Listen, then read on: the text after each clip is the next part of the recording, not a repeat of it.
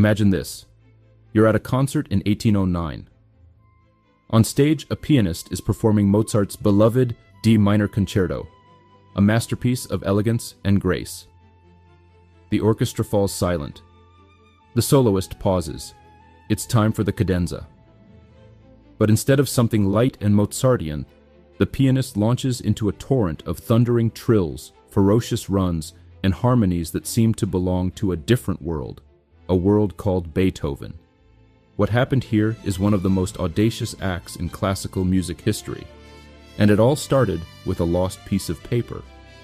In February 1785, Mozart premiered his Piano Concerto No. 20 in D minor, one of only 2 piano concertos he ever wrote in a minor key.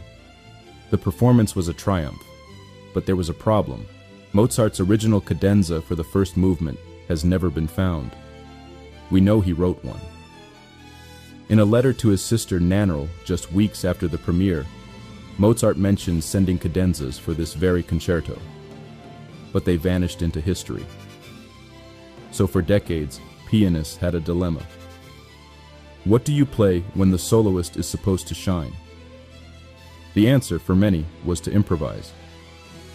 But one composer had a different idea, and his name was Beethoven.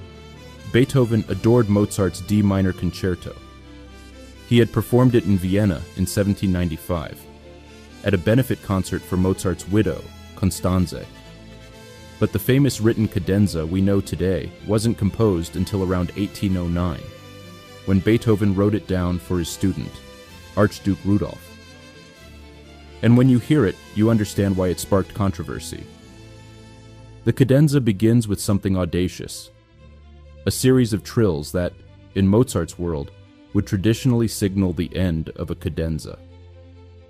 Beethoven put them at the beginning, turning the rules upside down.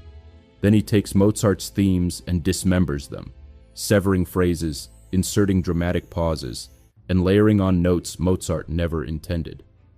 As one musicologist put it, Beethoven's cadenza is an act of artistic impropriety that threatens to dismember Mozart's concerto.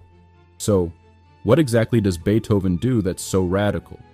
First, he takes the opening motif of Mozart's concerto and breaks it into 3 separate pieces, treating them like raw material for his own agenda.